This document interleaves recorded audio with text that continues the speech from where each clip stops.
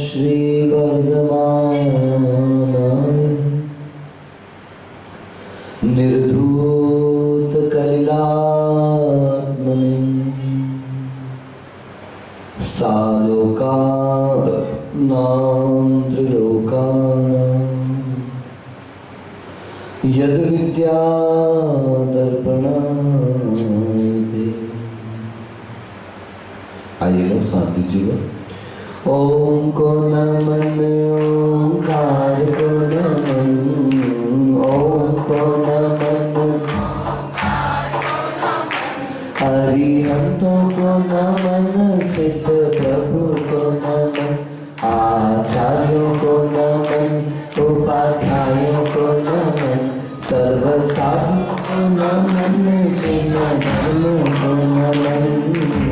ओम मंगलम ओंकार मंगलम, हरिहंत मंगलम, सिद्ध प्रभु मंगलम, आचार्य मंगलम, उपाध्याय मंगलम, सर्व साधु मंगलम, जिन धर्म मंगलम। ओम उत्तमा ओंकार उत्तमा, हरिहंत उत्तमा, सिद्ध प्रभु उत्तमा, आचार्य उत्तमा, उपाध्याय उत्तमा, सर्व साधु उत्तमा, जिन धर्म उत्तमा। ओम शरणं ओंकार शरणं, हरिहंत शरणं, सिद्ध प्रभु शरणं, आचार्य शरणं, उपाध्याय शरणं, जिन धर्म शरणं, सर्व साधु शरणं। ओम को नमन ओम मंगलम ओम उत्तमा ओंकार उत्तमा, ओम शरणं ओंकार शरणं। पंच परमेश्वरी भगवान की, मूल नायक श्री 1008 ऋषभनाथ भगवान की, चैतन्य चमत्कारी चिंतामणि देव प्रिय श्रवणोदय तीर्थ पर विराजमान मम इष्ट श्री 1008 पार्श्वनाथ भगवान की, आचार्य भगवान समंतभद्र महाराज की, चारित्र चक्रवर्ती प्रथम आचार्य गुरु श्री शांति सरस्वती मुनि महाराज की, परम पूज्य समाधि सम्राट अभीक्ष्ण ज्ञानोपयोगी वात्सल्य मूर्ति गुरुवर आचार्य अभिनंदन सागर जी महाराज की, परम पूज्य राष्ट्र गौरव आचार्य श्री रयन सागर जी महाराज की, पूज्य वर्तमान पट्टाचार्य श्री अनेकांत सागर जी महाराज की, परम पूज्य समाधिस्थ गुरुवर आचार्य श्री निजानंद सागर जी महाराज की, अहिंसा परमो धर्म की, अहिंसा परमो धर्म की द्वादशांग जिनवाणी माता की, विद्यामान जी प्रकारावतारी और हृदय सम्राट आचार्य भगवान श्री अनुभव सागर जी गुरुदेव की जय। महाराज गुरुदेव का। बेअमल के लिए हर सहारा बेकार है।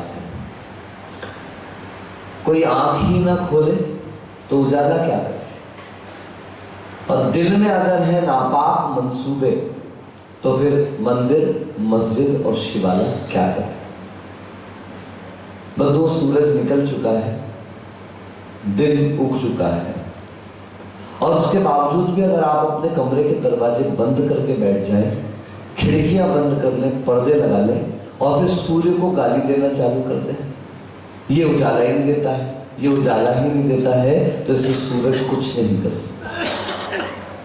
सूर्य चंद्रमा यहाँ तक कि गुरु तब आपके लिए हितकारी हो सकते हैं जब आप स्वयं रुचि संपन्न हो।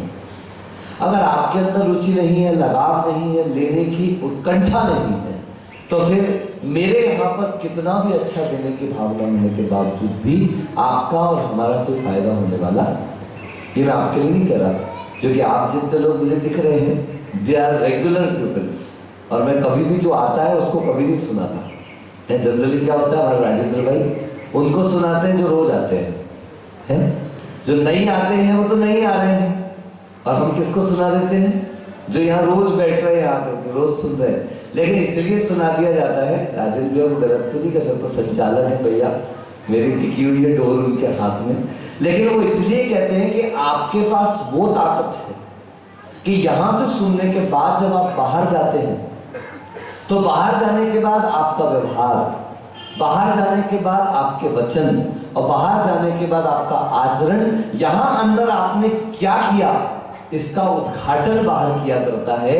अगर यहां से बाहर जाकर के आपके व्यवहार का परिवर्तन नहीं दिखाई देता है तो वहां खड़ा हुआ व्यक्ति सोचता है कि जाने की मतलब क्या है, जाने की वैल्यू क्या है। जब ये इतने दिन से प्रवचन सुनने के बावजूद भी नहीं बदले तो फिर प्रवचन सुनने की आवश्यकता क्या है। उसकी सोच अपनी जगह है, मगर आप अपनी सोच मत बदल देना। गुरु महाराज हमेशा कहते थे ये एक जीवन की घटना थोड़ी ना है। आप माला फेरते हैं वैभव, कितने मोती होते हैं कि 108 में आपका मन लगता है? कभी विचार करो, क्यों जवाब नहीं लगता? मेरे ही नहीं लगता, तुम्हारा क्या लगेगा? यहाँ सब परेशानियों से फ्री होके, टेंशन से फ्री होके बैठे हैं तो भी 108 में मन लग जाए, ये बहुत बड़ी बात है। गुरुजी हमेशा कहते थे कि पूरा ये जो जीवन है, इस पूरे जीवन में नटवर भाई अगर एक मनके में भी आपका मन लग गया, क्या कहा? पूरे जीवन में अगर एक मनके में भी आपका मन लग गया तो क्या पता वो तरुण सागर, देखो जलेबी खा रहे थे है, और वहां पुष्पदन सागर गांव पहुंचे। गांव का नाम है गुमची। गुमची कौन सा गांव? हमारा भी हार हुआ है।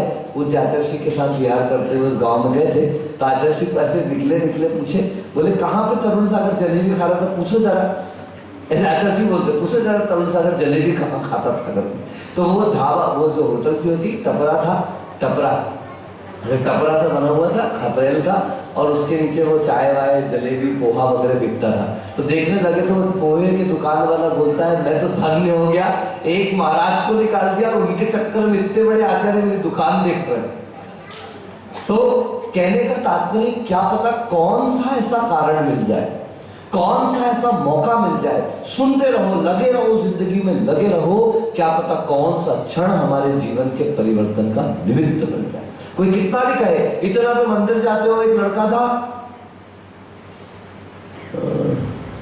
बांसवाड़ा, चातुर्मास में, मैंने उसकी माँ ने कई बार कहा महाराज जी मंदिर नहीं आता, तो कुछ करो ये मंदिर आवे। मैंने पहले मेरे से मिले तो मंदिर आवे, अब अपन से कभी मिला ही नहीं है तो कैसे आएगा। एक दिन संयोगवश मेरा अंतराय हो गया तो मैं जल्दी लौटा और मैं घुस ही रहा था जहां रुकते थे संत भवन, जो जिस स्थान पर, उसके बाहर ही वो कॉलेज जाने के लिए तैयार था, बिल्कुल स्कूटी लेके निकला ही था सामने, और मेरे सामने पड़ गया। अब सामने पड़ गया तो नमोस्तु तो करना ही पड़ेगा। और जैसे ही उसने नमोस्तु किया मैंने कहा इसको पकड़ना तो पड़ेगा, ये तो भागेगा, ये आता ही नहीं, मतलब ये आना चाहता नहीं है। मैंने कहा भाई मेरे को एक काम है, जरूरी कर देगा क्या करके? तो बोले जी महाराज जी बोलिए। मैंने कहा पाटा खिसकाना है कमरे में। मैं पाटा खिसकाना कुछ नहीं था, लेकिन खिसकवा लिया इस बहाने, 2 बार में बात हो पाएगी कुछ। ले गया उससे पाटा वाटा खिसकवाया और मैंने उसका नाम पूछ लिया तो उसने अपना नाम बता दिया, सब कर दिया। मैंने कहा मंदिर में तुझे देखा? महाराज जी मंदिर आता नहीं है। बोला क्यों नहीं आता? बोले इसलिए आपके पास भी नहीं आता। बोले मेरे को मालूम है आप माइंड वॉश कर दोगे मेरा पूरा का पूरा, मेरे को आने दो। चल ठीक है छोड़, मत बता, बस इतना बता दे मंदिर जाता क्यों नहीं, इतना सब बता दे। बाकी तुझे कभी मैं नियम लेता हूं कि मैं तुझे मंदिर जाने नहीं कहूंगा, मैं नियम लेता हूं तुझे अपने पास आने नहीं कहूंगा, मैं नियम लेता हूं तुझे आहार देने भी नहीं कहूंगा, मैं नियम ले रहा हूं सारे, तेरे को कोई नियम नहीं, बस तू इतना बता दे तो मंदिर क्यों नहीं जाता। बोले महाराज मेरी दादी का नाम है शांतिबाई। बोलो क्या नाम है? बोलो ना, जोर से बोलो, यहां शांति नहीं रखना। बोलो मेरी दादी का नाम। बोले महाराज सुबह भगवान को 5:30 बजे ताला खुलते ही वही जगाती है और 11:30 बजे जब बंद होता है तो वही सुला करके आती, मतलब बंद करके आती है। जब तक वो शांतिबाई ठीक है, और जैसे ही घर में आई महाराज फिर उधम चालू। नाम है शांतिबाई और काम है उधम की। तो महाराज मैंने सोच लिया जब इतने पूजा करके, शायद ही जिनवाड़ी में कोई पूजा बची होगी जो मेरी दादी ने नहीं की होगी, जब इतना सब करने के बाद भी उनके व्यवहार का परिवर्तन नहीं हुआ तो फिर मंदिर जाने का फायदा क्या? बात तो बिल्कुल एप्रोप्रिएट थी। एकदम करेक्ट, एकदम सही थी कि साधु संगति कर रही है, रोज अभिषेक पूजा कर रही है, सब कर रही है, फिर भी व्यवहार का परिवर्तन, घर में आके वही किचकिच है। लेकिन मैं अपने घर की बात को गलत कैसे कह दूं? भाई मंदिर आना कोई बुरा थोड़ी ना, वो नहीं सुधर रही तो मंदिर गलत थोड़ी ना हुआ। अगर वो परिवर्तन नहीं करती तो धर्म थोड़ी ना खराब हो गया। धर्मात्मा बिगड़ सकता है लेकिन धर्म कभी गलत नहीं होता। पर अब उस लड़के को, आज के बच्चे तर्क वाले बच्चे भैया, इनको ज्यादा कुछ समझ, मैंने आपको बताया था ना, घाटोल गया था, घाटोल योगिता नहीं आई क्या? हाँ, घाटोल गया था तुम्हारे पीहर, तो वहां मैंने एक बच्चे से बोल दिया, लड़की से, मैंने कहा half pant half mind, full pant full mind. मैं तो भूल गया था मैं घाटोल में आया हूं भैया। वो बापड़ी में से कहती है महाराज half pant half mind, full pant full mind, no pant. आज के बच्चे बहुत हाई फाई खिसक रहे हैं भैया, ये अपग्रेड होते रहते, अपन तो वहीं बैठे रह जाते हैं और ये क्या हो जाते हैं, अपग्रेड हो जाते हैं। तो मैंने उससे कहा देख बेटा तेरी बात सही है, परिवर्तन तो होना चाहिए, व्यवहार का परिवर्तन अवश्य होना चाहिए, अपने एक्टिविटीज का परिवर्तन होना चाहिए। लेकिन अगर नहीं भी हुआ है तो देख, मैं कहता हूँ पूजा तो बेटा तेरी दादी करती है, शांतिबाई। कौन? बोलो ना, पूजा तो शांतिबाई करती है और फल तेरे को मिलता है, ऐसा कैसे हो सकता है? मैंने कहा हाँ, पूजा तेरी दादी करती है, फल तेरी मम्मी को मिलता है, ऐसा कैसे हो सकता है? मैंने कहा पूजा तेरी दादी करती है शांतिबाई, फल पूरे घर को मिलता है, ऐसा कैसे हो सकता है? मैंने कहा देख, सुबह 5:30 से 11:30 तक शांतिबाई मंदिर में, और शांति, बोलो राइट और रॉन्ग, 6 घंटे की शांति है। तुम तो प्रार्थना करो, तुम और 1 घंटे वहीं रहो, और 1 घंटे वहीं महाराज से क्या हो, महाराज यही रखो इसको अपने पास। इसलिए कभी भी धर्म के परिणाम अगर धर्मात्मा से गलत दिख रहे हैं तो इस कारण से कभी धर्म को गलत मत मानो। अगर सामने वाले का उद्देश्य क्लियर नहीं है, अगर दिल में हो नापाक मंसूबे, देखा, अगर दिल में हो नापाक मंसूबे तो मंदिर मस्जिद और शिवाला क्या करे? इसमें भगवान की कोई गलती नहीं है। भगवान तो गए, भगवान तो निकल गए, भगवान तो पूर्ण हो गए, भगवान तो संपूर्ण हो गए, अब उन्हें आपसे कोई लेना देना नहीं है। उनको सहारा बना करके अगर आप अमल कर सको, उनको सहारा बनाकर अगर आप अपने आप में परिवर्तन कर सको तो ये प्रतिमाएं उपयोगी हैं, ये मंदिर उपयोगी हैं, ये साधु उपयोगी हैं और ये शास्त्र उपयोगी हैं। बाकी आए हैं, खाएंगे पिएंगे, ब्याह शादी करेंगे, बच्चे होंगे और उसके बाद एक दिन 4 लोग कंधे को उठा के आपको ले। अच्छा, इसलिए मंदिर जाए, इसलिए धर्म करना चाहिए भाई, इसलिए करना चाहिए। देखो आचार्य समंतभद्र कह रहे हैं भय आशा, बोलो, स्नेह लोभाच्च कुदेवागम लिंगिनाम प्रणामम विनियम चैव न कुर्युः शुद्ध दृष्टया। आप कुदेवों के पास, कुशास्त्रों के पास, कुगुरुओं के पास, इन 4 कारणों से मत जाना। कभी भी डर में आकर के उनके पास चल जाओ यार, अपना डर निकल जाएगा। आशा में उनके पास चले जाओ, स्नेह में चले जाओ या लोभ में। 4 बातें हो गई। एक तो भय सभी समझते हैं, डर कर, अगर नहीं जाऊंगा तो ऐसा हो जाएगा, अगर नहीं करूंगा तो ऐसा हो जाएगा, अगर नहीं होगा तो ऐसा हो जाएगा। हमारे यहाँ घर पर आए 4 आदमी थे, वो चादर सी लेकर के आते थे, हरे कलर का कपड़ा, आप समझ गए होंगे, और वो लेकर के आते थे उसमें पैसे डाल देते। हम लोग स्कूल गए, पिताजी ऑफिस गए, मम्मी अकेली घर पर। अब वो आया, घंटी बजाया, अब ये आकर के चैनल था तो चैनल गेट लॉक था, लेकिन माँ अंदर थी। उन लोगों ने बाहर से ऐसा डरा दिया, इतना डरा दिया कि मम्मी ने 1000 रुपये उसमें डाल दिए। अब एक बार तो डाल दिए। हम लोग उसी समय स्कूल से लौट करके आए तो मैंने पूछा मम्मी से कि क्या किया, 1000 रुपये तुमने डाल दिए? ये आज से 22-24 साल पुरानी बात हो गई। तब 1000 की वैल्यू क्या होती थी? आज 1000 तुम्हारे लिए सामान्य है। तुम जाकर के 4 आइसक्रीम के कप खा लेते हो, 1000 गया। तब 1000 में हम 20 कप खा लेते थे भैया। तो 1000 रुपये तुमने डाल दिया, आपने एक बार भी नहीं सोचा, एक बार भी विकल्प नहीं किया। बोले उन्होंने मुझे इतना डरा दिया। मैंने कहा तुम तो हमसे सम्यक दर्शन की बड़े बातें करती हो, तुम हमसे वितराग भगवान की बातें करती हो, हमेशा कहती हो कभी किसी से डरना नहीं। जो जिनेंद्र भगवान का आराधक है उसे किसी से डरने की कोई आवश्यकता। फिर आप डर गई, बोले गलती हो गई मुझसे, उसके बाद से जीवन में कभी भी कोई आया, ना वो डरी ना घबराई, हाँ जो करना है कर देना, जो होगा हो जाएगा। किसी का असम्मान भी नहीं करना, किसी का अनादर भी मत करना, किसी का तिरस्कार भी नहीं करना, और गलत का कभी भी सम्मान भी नहीं।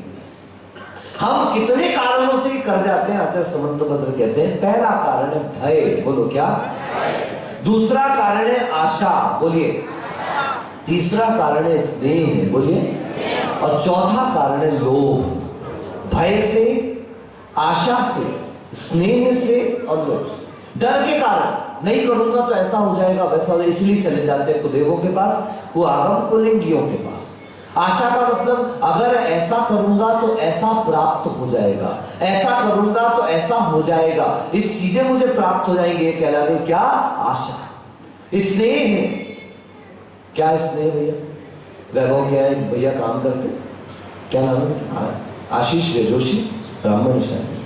अब वो मुझे नमोस्तु करने आए, मुझे दर्शन करने के लिए आए। अब दो कारण हो सकते हैं, एक तो वो श्रद्धा से आ सकता है, अपनी श्रद्धा से, और एक वो इसलिए आ सकता है क्योंकि वैभव से उसका स्नेह है। ठीक है ना? अगर मैं महाराज के पास जाऊंगा तो वैभव भैया को खुशी होगी, इसलिए वो आपके साथ आ गया।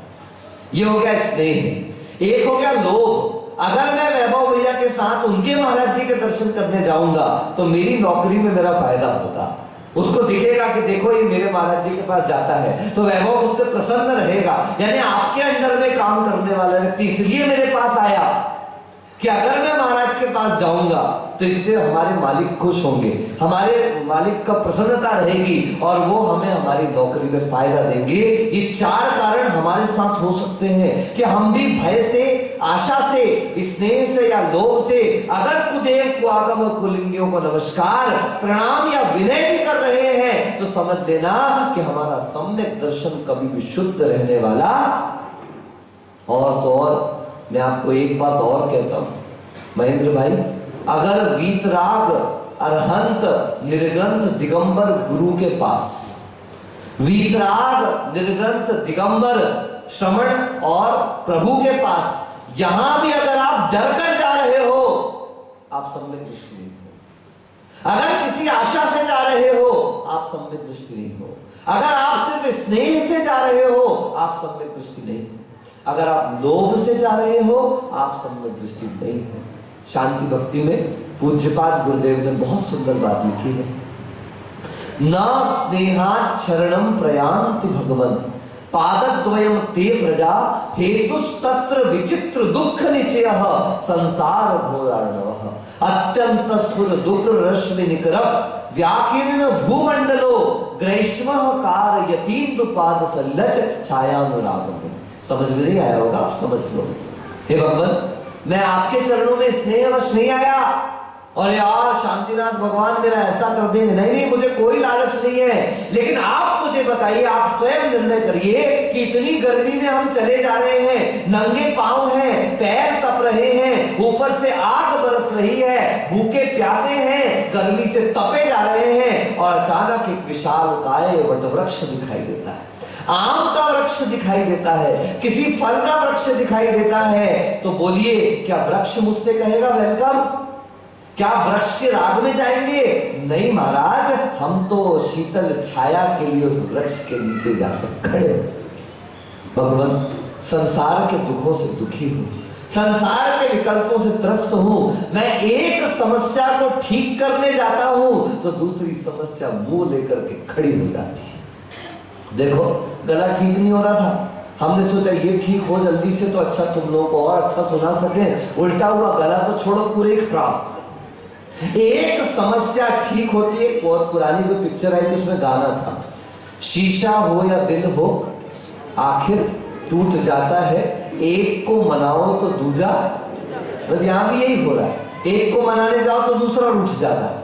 ये जिंदगी में हमेशा हर जगह चलता रहता है। इसलिए गुरु भगवंत कहते कभी डरना नहीं, घबराना नहीं। कई बार ऐसी परिस्थिति आएंगी, there is always another chance. हमेशा हमें हमारे पास दूसरा रास्ता अवश्य रहता है। जितने मेरे पास आते हैं, अरे बुखार आ गया, और हाथ पकड़ रहे हैं और छू छू करके देख रहे हैं, जितना तो मैं बीमार नहीं, उससे ज्यादा पूछताछ करने वालों ने बीमार कर दिया। लेकिन नहीं भी पूछे तो लोग कहेंगे बाद में, तुमने हमको पूछा भी नहीं, हम इतने बीमार थे। ये लोग व्यवहार बहुत बुरा है? पूछो तो सामने वाले का वक्त जा रहा है और बीमार महसूस कर रहा है, और नहीं पूछो तो कल हम ही टाइम टॉन्ट मारेंगे, वरुण यार हम बीमार थे, तुमने पूछा भी नहीं, तुम देखने भी नहीं आए, तुमने हमारा ध्यान भी नहीं रखा। ये लोक व्यवहार जब तक निभाओगे तब तक ऐसा ही चलना है। एक को संतुष्ट करो तो दूसरा क्या हो जाएगा, ये नियम से असंतुष्ट होने वाला है। हमने चौकों में बहुत देखा है साहब, बताया था आपको एक दिन। कब तक महाराज अच्छे, बोलो बोलो महाराज कैसे निकलते हैं आड़ में, बोलो ना। हाँ हाथ है, एक ही आदमी ने बोला अभी नेटवर्क में, बस उठाओ सब हाथ, लगाओ ऐसे, नकल से तो लगा लो, उठाओ अपने अपने हाथ रखो कंधे पर, ऐसे रखो तो कैसे निकलते हैं महाराज। जो नहीं रख रही है भगवान, दूल्हे बनोगे लगले जन्म में, ध्यान रखना ये हाथ कभी ऊपर नहीं जा पाएगा अगर आज ऊपर नहीं रखा तो। देखो चेयरमैन सुबह में एक फोटो खींच ले भाई, रखो रखो रखो अच्छे से रखो। बढ़िया आशीष भाई, ये क्या हो गया, तुमको निमंत्रण देके बुलाया है, रखो हाथ यहाँ पर, रखो थोड़ा सा। जैनिक देखो इतनी दूर तक चौके में लेके जाते हो, 2 मिनट में तो तुम ऐसा ऐसा कर रहे हो है, और हमको वहां तक ऐसे लेके जाते हो।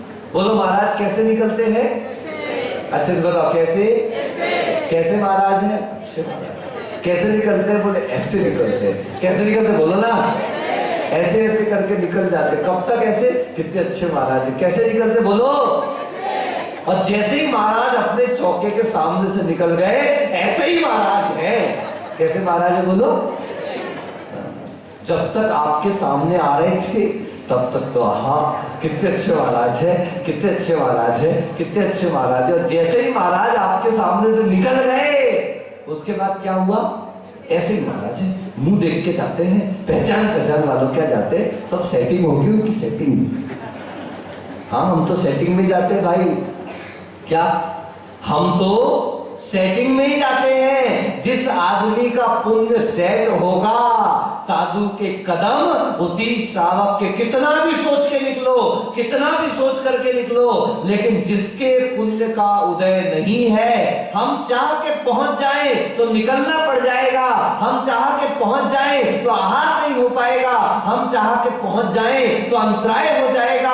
ऐसी ऐसी परिस्थितियां बन जाती हैं। मुझे याद है कि नेमावर में एक बार आचार्य महाराज, जब मेरी ड्रेस चेंज हुई थी, बिहार होने को तो एक व्यक्ति का 2 महीने से चौका लग रहा था और आचार्य के आहार नहीं हो पाए। वो आज आचार्य के पास सुबह पहुंच गए, आचार्य 2 महीने हो गए, अब जाने का समय आ गया, घर में बच्ची प्रेग्नेंट है और ऐसी ऐसी स्थिति है, हम जा नहीं पा रहे, आहार कराए बिना तो नहीं जाएंगे। बोल करके निकल आया पागल। अब आचार्य ने दिमाग में नियम ले लिया कि उसके यहां जाऊंगा, और ये पागल ने क्या सोचा कि 2 महीने तो हो गए, आचार्य आए नहीं, तो आज ऐसा करता हूं आचार्य के साथ जाके आचार्य को आहार दे लेता हूं। अब पूरे नेमावर के जितने चौके थे उधर पर, उस समय लगभग मुझे ध्यान है 100-125 चौके थे, पूरे चौके आचार्य ने एक राउंड लगाया। जहां पर वो रोज खड़ा होता था आचार्य, वहां भी ध्यान से देखे कहां है, नहीं दिखा। वापस आचार्य मंदिर में आए और जैसे ही मंदिर में आके आचार्य ने मुद्रा छोड़ी, ये पागल सामने से आगे आ गया, पीछे थे आगे आ गए, पैर पकड़ लिया। आचार्य मेरा कितना पाप कर्म का उदय है, मैंने सोचा कि आहार तो होने दे आचार्य के, तो आज आचार्य के साथ जाके आहार दे करके आ जाओ, और देखो आज आपका उपवास हो गया। तो आचार्य महाराज कहते पागल तुझे तो ढूंढ रहा था। हाँ कभी नहीं, मैं गुरुओं से कभी भी आग्रह मत रखो, अपेक्षा मत रखो। ऐसा आचार्य के साथ 4-5 बार हो चुका। कोई कह के आ जाते हैं, आचार्य के मन में विकल्प रह जाता है, वो संकल्प कर लेते हैं और पता चलता है कि वे गायब। अमरकंटक में भी हुआ, एक पेंड्रा रोड है करके चिरमिरी के एक अम्मा जी, जिनके आहार हुआ था, वो 2 बहनें नहीं, उनकी दादी पढ़ आचार्य को बोला है कि आचार्य अब आज तो जा रहे हैं हम, है हर बार तो 2 बार 3 बार आहार हो जाते थे, इस बार हुए नहीं, एक ही बार हो गया बस। आए थे पहले दिन दे दिया आपने, फिर आप आए नहीं। आचार्य की वो काफी सेवा भावी थी, तो आते जाते रहते थे। आचार्य महाराज निकले, उनके जहां चौका लगता था उसके सामने गाड़ी पे सामान पैक हो रहा, आचार्य ने वही मुद्रा छोड़ी और वापस आ गए। तो ऐसे साधुओं को तो बिल्कुल संकल्प विकल्प नहीं कराना। ये ध्यान रखना, चाहे आप 5 चौके लगाओ, 50 चौके लगाओ, आहार वही होगा जहां पर आपका पुण्य जागृत होगा। बिना पुण्य के ये सारे कार्य संपन्न होने वाले। आपकी मुझसे कितनी भी अच्छी पहचान हो, आप मेरे कितने बड़े भगत हो, आपका कितना भी अच्छा सेवा भावना सब कुछ रहती हो, लेकिन अगर पुण्य का उदय नहीं होगा तो आई हुई वस्तु भी आपके हाथ से, कहते हैं ना, जो भाग्य में होगा वो भाग कर आएगा, और अगर भाग्य में नहीं है तो आया हुआ भी भाग जाएगा। और ये नहीं समझ में आया तो जैनिक से पूछ लेना, ठीक है। प्रणामम विनियम चैव न कुर्यु शुद्ध दृष्टया, ना वो प्रणाम करता है। राजमन जी सुन रहे हो ना, किसी ऐसे मंदिर में गए जहां वीतराग भगवान नहीं है, महाराज जी हमने यही मान लिया कि अपने भगवान है, हमने आंख बंद करी नमोकार मंत्र पढ़ लिया, लेकिन नहीं, आपके पीछे आने वाला व्यक्ति, आपके छोटा वाला बच्चा, आपका जो नाती पोता है, उसने तो आपको हाथ जोड़ते देखा, उसको नहीं पता कि आपके अंदर कैसे भाव थे। मैंने आपको एक दिन कहा था ना, कामी के संग काम जागे हैं, हाँ जागे हैं, कायर के संग शूर भागे हैं, हाँ भागे हैं, और काजल की कोठरी में कैसे हो सयान हो जाए, एक रेख काजल की लागे है, हाँ लागे। आप जाओगे कहीं ना कहीं मिथ्यात्व का पोषण करके आओगे, आप जाओगे मिथ्यात्व का समर्थन करके आओगे। और जो लोग दोपहर और सुबह के कक्षा पढ़ रहे हैं उनको बताया था, अनंतानुबंधी की परिभाषा आपको बताई थी। अनंत संसार कारणत्वात् मिथ्यात्वम अनंतम, अनंत संसार का कारण होने से मिथ्यात्व को अनंत कहा गया है। और ऐसे अनंत मिथ्यात्वम यद बदनाति स अनंतानुबंधी, ऐसे अनंत मिथ्यात्व को बांधने वाली कषाय कौन सी है, अनंतानुबंधी। यानी मिथ्यात्व को आचार्य भगवान क्या कह रहे, धवला में कह रहे हैं, आचार्य वीरसेन महाराज लिख रहे हैं कि मिथ्यात्व को अनंत कहा जाता है क्योंकि वो अनंत संसार का कारण है। आपकी एक छोटी सी क्रिया, आपका एक छोटा सा भाव आपके अनंत संसार का कारण बन सकता है। बंधुओं, अनंत अनंत भवों के पुण्य के बाद प्रभु वीतराग की शरण, प्रभु अरहंत की शरण, इन निर्ग्रंथ दिगंबर प्रभुओं की शरण हमको प्राप्त हुई है। हम अपनी श्रद्धा को इतना पक्का बनाए, इतना मजबूत बनाए कि किसी भी कारण से हमारी श्रद्धा इन वीतराग भगवान के चरणों से स्खलित ना हो जाए। हर बार बार बार यही प्रार्थना कि हे भगवान, कर हो जन्म दोबारा मानव जन्म मिले, फिर से यही जिनालय जिनवर शरण मिले, और कर हो जन्म दोबारा मानव जन्म मिले, फिर से यही जिनालय जिनवाणी शरण मिले, कर हो जन्म दोबारा मानव जन्म मिले, और फिर से यही जिनालय ये निर्ग्रंथ गुरुवर शरण मिले।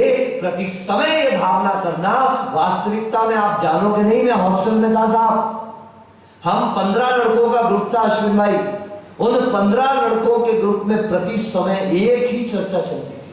हम कुछ 4-5 उसमें धर्म पे चर्चा करते थे, लोगों के हॉस्टल्स में, रूम्स में हीरोइनों की चर्चा चलती थी, फिल्मों की चर्चा चलती थी। हमारे रूम पर रात को 2-2 घंटे धर्म के ऊपर डिस्कशन होता था। मैं नास्तिक था एक तरीके से, मान लो धर्म के प्रति उतनी श्रद्धा नहीं थी, लेकिन जब मुझे ये चर्चाएं सुनने के बाद जब रिजल्ट निकलता था तो मेरे उन दोस्तों में ज्यादातर क्रिश्चियंस थे और कुछ दोस्त ठाकुर आकुर ये सब थे, तो अल्टीमेटली उनके मुंह से सुनता था, बेटा तुम लोगों का जो धर्म है ऐसा संसार में कोई दूसरा धर्म, हमें अपना गौरव नहीं, हम अपने धर्म से गौरवान्वित नहीं है, और दूसरा हमसे कह रहा है कि हमने जितना जैन धर्म के बारे में सुना है, यार क्या साधु होते हैं तुम्हारे, यार क्या साधना होती है तुम्हारे साधुओं की, कोई मजाक है नग्न होकर के घूमना है।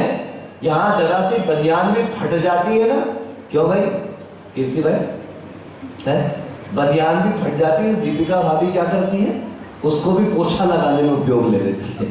अब सोचिए, ये आपकी नहीं, हमारी नहीं, सबके घर की स्थिति है। कितना ही रईस हो, भले खोड़लिया जी क्यों ना हो, फट जाए तो फेंकता कोई नहीं है, क्या करते बोलो उषा, राइट और रॉन्ग, बिल्कुल सही, पोछा लगाने के काम आएगा। जब पोछा लगा के फट जाएगा, भारतीय लोग हैं, हम जैन हैं महाराज, अनर्थ दंड नहीं करना। जब तक वस्तु का उपयोग हो सकता है हम लोग उसका उपयोग व्यर्थ क्यों जाते हैं। इस प्रकार से अपनी श्रद्धा को इतना मजबूत करो कि अनंत भवों के पुण्य से ये जो वीतराग अनंत प्रभु की शरण मिली है, आज मिली है, कल भी मिले, और जब तक हमें निर्वाण की प्राप्ति ना हो, हे भगवान आपकी शरण हमें बार बार मिलती रहे। इन्हीं भावनाओं के साथ बोले गुरुवर आचार्य अभिनंदन सागर जी मुनि महाराज की।